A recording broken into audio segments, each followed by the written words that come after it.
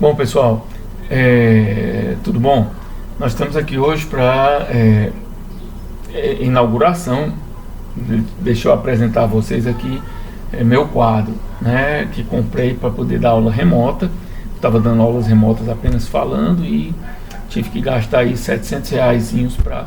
É legal porque fica uma coisa datada, histórica e datada, né? De todo, além da questão de que a gente tem que ter a internet, tem que ter, né, tudo isso que é pessoal meu para eu dar aula. Então fica mais um registro: meu computador, minha internet que eu pago mensalmente e meu quadro para eu poder dar aula para vocês, se eu quiser dar aula usando o quadro. Então, e como eu acho que tem coisas que eu dei essa aula, eu tenho essa aula como PowerPoint, mas ela nunca é como uma aula no quadro. Uma aula de PowerPoint não se compara a uma aula desenhada no quadro. Vocês vão ver, vocês vão ter ambas para fazer a avaliação. Então, hoje nossa aula é sobre uma coisa importante, que eu diria que o centro da compreensão de por que o processo educativo acontece de uma maneira e não de outra, tá? Então, deixa eu virar um pouquinho assim para fazer menos sombra, né? É o que eu chamo de os paradigmas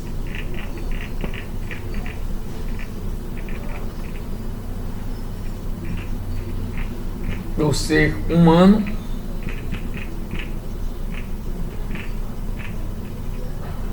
e da educação. Então, quando a gente educa, né, nós temos em vista um determinado tipo de ser humano, um determinado tipo de pessoa. Qual é a concepção que a gente tem do que é do que é ser gente, do que é ser uma pessoa, do que é ser um ser humano, né, que a gente quer desenvolver, que a gente quer educar. Então, é fundamental essa concepção de ser humano.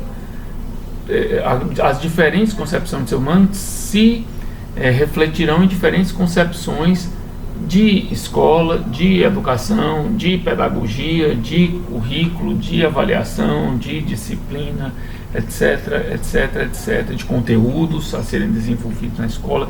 Qual é o sentido? E essa que é a questão que eu diria central e fundamental. Qual é o sentido nuclear? Qual é o sentido que nucleia? Qual é o sentido que concentra? Qual é a concepção que concentra tudo o que se vai desenvolver na escola? A partir dessa concepção, todos os desenvolvimentos serão raios emanados dessa concepção, né? Serão emanações de uma determinada visão de ser humano e de processo educativo, de educação, tá? Então, eu diria que existem dois grandes campos, ou dois grandes paradigmas, né? O que é um paradigma? O paradigma é uma imagem referencial, é uma concepção, né, que dá norte a todo um desenvolvimento do pensamento de uma determinada área. Isso é um paradigma, tá? Então, o paradigma que norteou a minha formação, né, como eu falei para vocês, eu tenho, né, tá com 200 anos, né, que eu vivo aí, 200 anos que eu nasci, vivi e trabalho como educador. Vocês um pouco menos, 20 anos, algo em torno disso. Mas o paradigma, vocês vão ver que não mudou muito. O paradigma que norteou minha formação é fundamentalmente o mesmo paradigma que ainda norteia a formação de vocês, com algumas pequenas mudanças que não são cosméticas. Algumas dessas mudanças têm um potencial de evoluir e trazer mudanças reais, mas eu diria que, grosso modo, a concepção mudou muito pouco. Os elementos fundamentais continuam os mesmos. Então, qual é o paradigma que norteou a minha formação como estudante e a formação de vocês? É o paradigma que eu chamo de racional intelectual.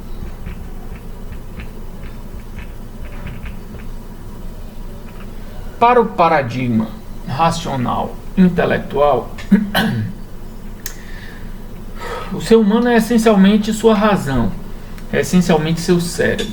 O desenvolvimento escolar deve ser centrado nas ideias de desenvolver o estudante intelectualmente, desenvolver o raciocínio, desenvolver a mente, desenvolver a razão. O ser humano é um ser racional, e não é que nós não sejamos racionais, mas nós não podemos ser reduzidos à racionalidade. E esse paradigma nos reduz à racionalidade. Enéas, como assim, né, que você disse que vai ser reduzido? Porque, na verdade, a escola nos trata como se nós fôssemos um cérebro. Vou aqui desenhar um cérebrozinho. Nós somos o cérebro apenas. Esse cérebro, né, para efeito aqui didático, eu vou colocar dentro de uma caixa, né, de vidro aqui com um líquido, porque o cérebro tem que sobreviver, né? Então ele tem que estar dentro desse líquido aí, nesse cubo de vidro. Mas por que eu digo que é um cérebro? Eu digo que é um cérebro porque o que importa para a escola é a racionalidade. Um cérebro não tem corpo. Um cérebro não tem corporalidade. E o que isso tem a ver? Ora, se um cérebro não tem corpo, o cérebro não sente dor, o cérebro não adoece, o cérebro não sente incômodos. Então, se a cadeira é boa ou se a cadeira é ruim, incômoda, isso não vai fazer parte da avaliação escolar. Isso não vai fazer parte da consideração da escola. Se eu estou aqui numa escola com um teto a 2 metros da minha cabeça, com aula 2 horas da tarde, uma telha de barro ou de cimento amianto, exposta ao sol, fritando meu juízo, um calor insuportável no interior do Ceará, ou se eu estou numa escola com ar-condicionado na sala, não faz diferença, a avaliação é a mesma. Então, os alunos que naquela escola, com o teto fritando na cabeça deles 2 horas da tarde, não conseguem se concentrar para prestar atenção na aula de física, de história, de matemática, de geografia, é porque os alunos são burros e o professor é ruim. Essa é a avaliação do sistema. Enquanto que o outro, mesma turma, ou alunos semelhantes, mesma turma não, alunos semelhantes, adolescentes, estudantes, crianças, que estão aqui numa sala com ar-condicionado, com forro, com uma cadeira confortável, com condições físicas decentes, é porque eu, professor Enéas, trabalho aqui, eu sou um bom professor, eu ensino muito bem. O outro lá é um mau professor, é um mau docente. A turma lá, os estudantes são relapsos e vagabundos, burros. Os meus não, são inteligentes e estudiosos. A escola não, o sistema, quando eu falo escola, não pense a escolinha A, B ou C. A escolinha A, B ou C participa disso, mas é o sistema como um todo. O sistema como um todo não considera a corporalidade, não considera o corpo. Da mesma forma, se o aluno está doente, né? O aluno está doente, aí é dia de prova, ele está aqui espirrando mal, com febre, faz a prova e leva a nota baixa e passa por ruim ou não. Nós vamos esperar você se recuperar. Você vai fazer uma prova quando você tiver condições de estar bem, de estar pensando tranquilo, se sentindo bem, para fazer uma avaliação. Pergunta: qual das duas atitudes a escola toma? Qual das duas atitudes o sistema, SEDUC, MEC, CRED, SEDUCs municipais toma? Ele faz a prova. Se você está doente, problema seu. Se a pessoa também está com problemas na família, emocionais, porque um cérebro, né, é pensado como razão. Então a razão, né, ele é sem corpo, menos corpo. Ele é só razão. Ele é só racional. Se é só razão, ele é menos ou é nada emoção, né? Não se considera as emoções. Então, se os pais do estudante estão num processo de separação dolorosa, que é uma época que mexe com a cabeça de todo mundo, se tem uma pessoa doente na família, um irmão, um tio, um pai, uma mãe, um avô, que a pessoa quer bem, a pessoa está emocionalmente abalada, está afetivamente, no afeto também, quando eu coloco emoção aqui, lê-se também emoção, afeto, a mesma coisa, né? Nada disso é considerado pela escola, nada disso é levado, nada disso é respeitado pela relação da escola com o estudante. Tem professores que chegam a dizer, se você tem um problema, deixa o problema aí do lado de fora da porta. Quando você entrar aqui, você deixa seus problemas do lado de fora. Eu costumo dizer que se alguém consegue tirar os problemas como se fosse um casaco e pendura do lado de fora, rapaz, na hora de sair, tu sai pela janela. Eu deixo os problemas lá. Para que tu vai pegar os problemas de volta? Deixa. Se o problema é algo que você tira como um casaco, como um paletó, como uma jaqueta, deixa essas porcarias de problema lá. O problema é que os problemas estão nas nossas vidas. Eles fazem parte de nós, do que nós somos. Então eu não consigo entrar aqui na aula para fazer uma prova, para assistir aula e dizer, vai deixar meu problema do lado de fora. Eu estou aqui emocionalmente atingido, afetivamente descompensado, afetivamente abalado. Não tem como eu entrar numa sala de aula e estar aqui com a concentração, meu racional apaga tudo e eu vou... pelo amor de Deus, leiamos o Freud no final do século XIX, começo do século XX, já tinha percebido que as coisas não funcionam dessa maneira, né? As nossas emoções, os nossos afetos, o nosso inconsciente é elemento fundamental de quem nós somos. Nós não somos razão. Esse apelo à razão é um aspecto da nossa personalidade, é um aspecto de quem nós somos. Então, desculpem a garganta, mas a quantidade de aula às vezes complica, né, pra gente. Então, nós somos só corpo. Quer dizer, nós não temos corpo, nós somos só razão. Nós, ao não termos corpo, nós também não somos pessoas, nós não temos emoção, afeto. Se não temos corpo, nós não temos uma coisa importante na nossa vida, e principalmente quando a gente pensa no ensino final do ensino fundamental, ensino médio e esse tempo de vocês na universidade, que é nossa sexualidade.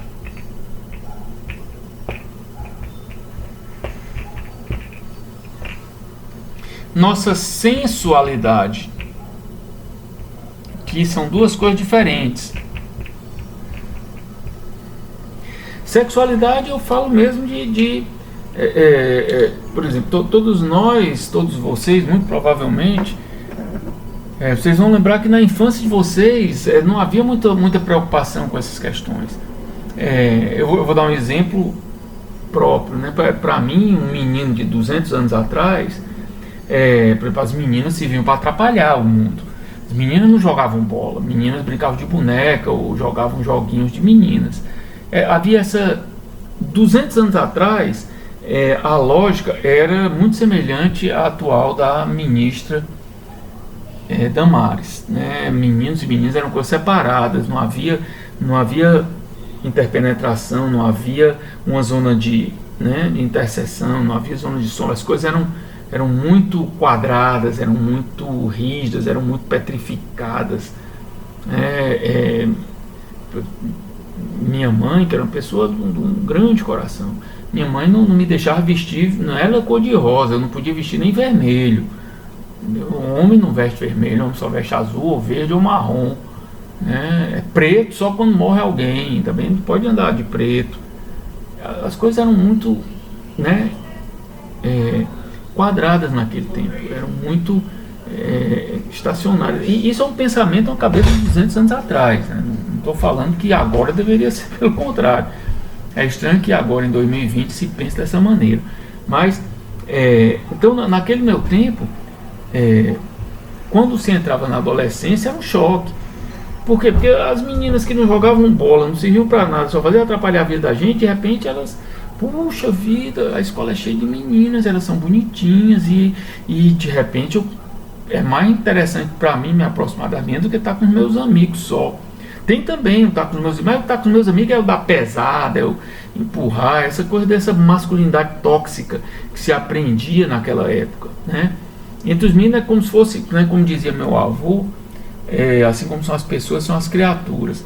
É como se fosse um bocado de pinto. Quando começa a emplumar, né, o pinto começa a deixar aquela carinha, o pintinho de um dia é tão fofinho, bonitinho, a galinha faz có, eles cortam tudo para baixo das asas dela, obedece. Quando ele começa a criar as penazinhas, aí começa a dar pesado uns nos outros, é só briga, é só arenga, aí quer cantar de galo, não tem voz, aí o galo vem, bota para correr. É assim como são as pessoas, são as criaturas. Então, aí eu não tenho como falar das meninas adolescentes, mas para os meninos adolescentes a sexualidade dispara, né? É a época que eu lembro que meus tios chamavam, ele está na época do cachorro doido, né?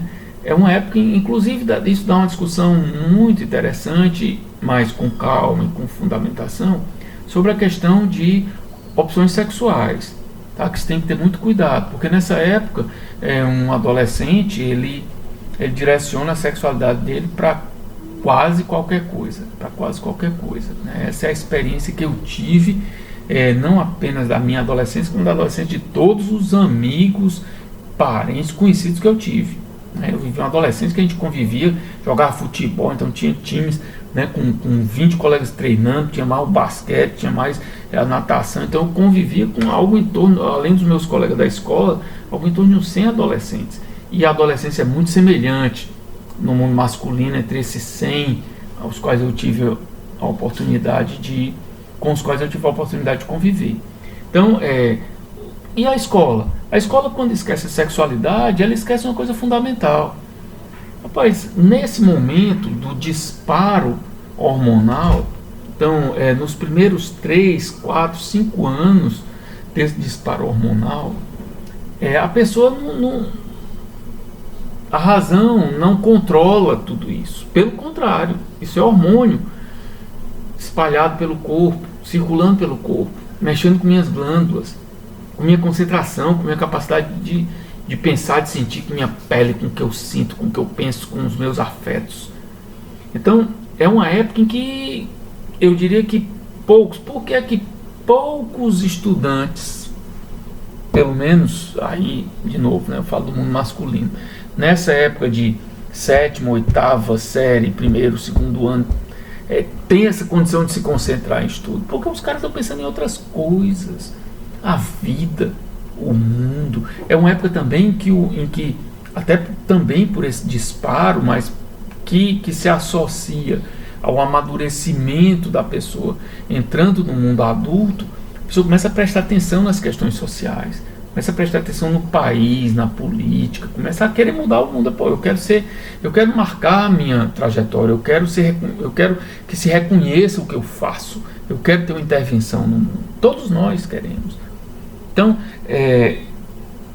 a escola, ao desconhecer isso, ela desconhece uma questão fundamental. Então, é uma época em que se deveria, a meu ver, nós trabalharmos a arte, o equilíbrio, as emoções, refletir sobre relações, amizade, namoro, amor, sexualidade, relação com os pais, porque é uma época que tem muito atrito, justamente porque o pinto está querendo ser galo, aí tem um galo em casa, ou uma galinha dona do terreiro, e aí o cara quer mandar, e aí tem todo esse acoplamento da questão do poder na família, do poder nas relações com os amigos. Então tudo isso era um momento de passar 2 ou 3 anos trabalhando essas questões, emoção, afetos, relações.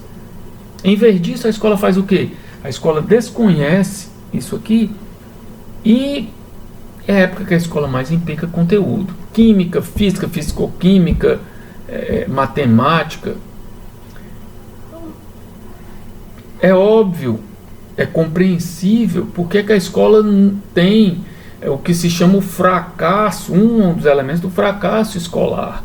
Por que a escola não é interessante? Porque a escola, isso não é de interesse da vida da pessoa, salvo algum bitolado como eu era, e ainda assim eu não conseguia me enquadrar completamente. E olhe que eu era o aluno bitolado, eu era o aluno estrelinha, eu era o aluno, né, que tinha essas coisas todas, o que significa que eu estava reprimindo essas questões aqui dentro de mim, né, para tentar aparecer ou brilhar, o que era uma tentativa inconsciente, né, de alguma forma aparecer sendo o melhor aluno da turma, sendo o melhor aluno da escola.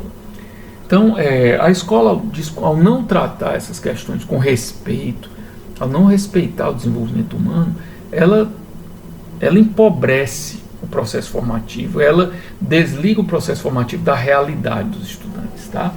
Então, para a gente também não demorar demais, e a gente na sala vai desenvolver um debate aí sobre essas questões, né? Então, esse é o estudante, né? Eu coloco aqui que ele tem um cabide, né? Um ferrinho que aparafusa aqui com as rodinhas, né? O tripé com rodinhas para poder empurrar esse cérebro para um lado que não tem corpo. O corpo é o mero sustentáculo mecânico do movimento. O corpo só é considerado pela escola, e aí a ginástica, que era naquela época calistênica, 50 polichinelos, 50 apoios, 50 abdominais, e ainda hoje é grandemente isso, mesmo quando é futebol, quando é basquete, quando é alguma coisa, é nesse sentido do corpo atlético, forte, competitivo, não é no sentido da liberdade, do prazer, descobrir seu corpo como relação com o mundo, né? Então, esse é o estudante. Se esse é o estudante, o que é o currículo? Pense por você mesmo. O que é um currículo?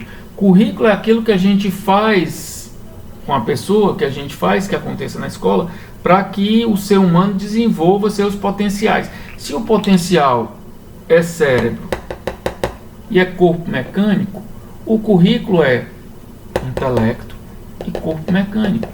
Então, como é que você controla seu corpo para ele obedecer mecanicamente? Sente, fique quieto, não levante, desligue, não fale, não toque, não sinta fome, só na hora do recreio, não vá ao banheiro, só na hora do intervalo. O ser humano é tratado como uma máquina mecânica fisicamente e como um intelecto que tem que ser alimentado com determinados conteúdos. Até porque ele chega burro, ele chega sem nenhum conteúdo. Vejam os discursos que a gente assiste na TV e em pessoas, às vezes, analisando a escola. O aluno chega no primeiro ano, segundo ano, fim do terceiro ano, não sabe de nada. Mas como o aluno não sabe de nada? O menino não vem do mundo, ele não sabe jogar bola, andar de bicicleta, correr. O pai dele, quando dá R$10 e diz: meu filho, vá ali e compre R$4 de pão e traz 3 de banana e 2 de queijo, ou 2 de qualquer coisa aí, né? Vamos colocar o queijo. Ele não vai lá e traz 4, ele sabe dividir, ele sabe separar, ele sabe fazer contas. Você dá o dinheiro para ele, rapaz, você pega isso aqui, os metade, outra metade, você divide com seus irmãos, ele vem e divide. Ele sabe dividir, ele sabe, né? Sabe acrescentar. Ele sabe história, ele sabe narrativas, ele sabe geografia, ele conhece a cidade. Às vezes esses meninos, né? Um dia eu lembro em Quixadá, eu falando sobre essas questões, e uma professora, uma diretora de uma escola municipal, professor, eu tenho um aluno que ele está criança ainda, um menino com 10 anos, ele é quem chefia toda a distribuição de droga no bairro dele, armado. Cara, esse menino é um gênio da administração. Você imagina uma empresa, e a droga é uma empresa, que ele tem que lucrar, ele tem que comprar por um valor, tem que vender por um valor a mais, lucrando, e os funcionários dele andam armados, e ele disputa com outras empresas que andam armadas, e com a polícia, e com repressão, e com o diabo, e o menino administra tudo isso. Cara, esse menino é um gênio. Eu não estou sendo irônico, estou sendo sério.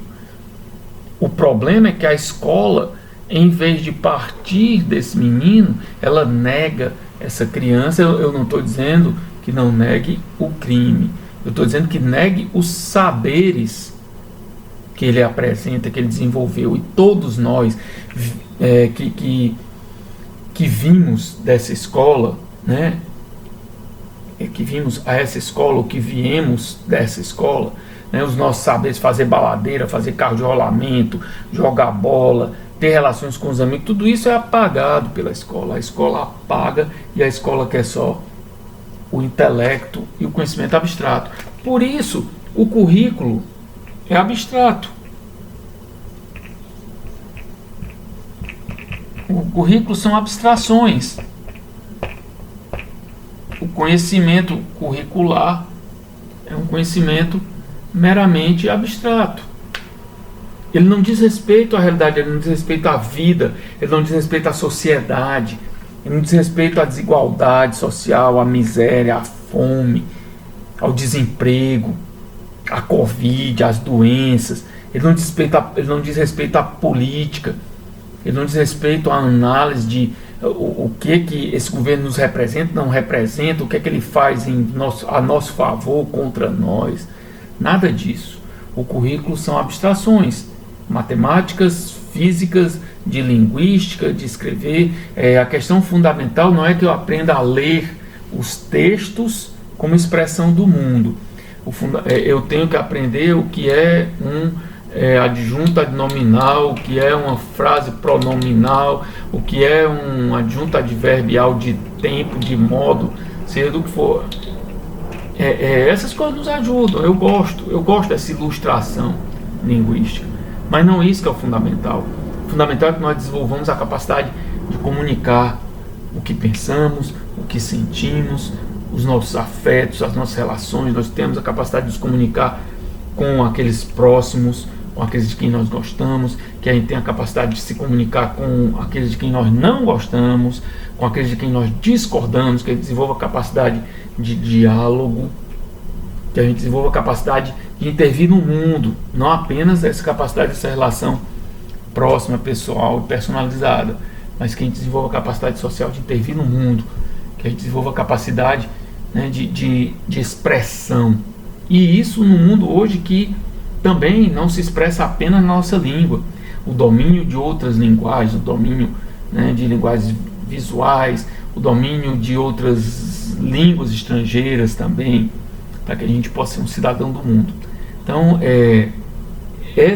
esse currículo também, e só adiantando algo rapidamente, que depois vai ser desenvolvido num tema específico, esse currículo também significa uma avaliação, uma forma de avaliação. E a avaliação tem tudo a ver com a concepção, com o paradigma que é utilizado. Se o meu paradigma é razão, eu não vou avaliar a pessoa, eu não vou avaliar o cidadão, eu não vou avaliar nada, eu vou avaliar o conhecimento, a capacidade que essa razão, que esse intelecto teve de desenvolver o conhecimento racional, de se apropriar dos conteúdos racionalizáveis que a gente colocou no currículo. Entendeu? Porque prova com conteúdos pré-definidos, o conteúdo da prova não é nem a realidade, não é nem que eu aplique os conteúdos na realidade, é a apropriação em si do conteúdo expresso na forma de um currículo, né, que foi racionalizado, né, e exposto por alguém. A mesma coisa, processo de disciplina, né? Imagine esse corpo e a necessidade de disciplinar o corpo para que seja um corpo dócil, comportado, obediente, encaixotado. Comportado de estudo, né? Comportas. O que é uma comporta no açude? Aquilo que segura a água para a água não passar. Comporta é tudo aquilo que barra. Comporta significa barreira. Uma pessoa comportada significa uma pessoa embarreirada, né? Então esse é o paradigma tradicional do ser humano, que infelizmente foi o paradigma a partir do qual eu fui educado. Foi o paradigma a partir do qual vocês foram educados. E o esforço para nós superarmos isso e podermos romper e respirar fora do casulo, respirar fora dessa caixa, respirar fora dessa... romper com isso aqui, explodir isso aqui, é um esforço que exige estudo, exige atenção. Ninguém Lembra do nosso primeiro dia de aula sobre a Matrix.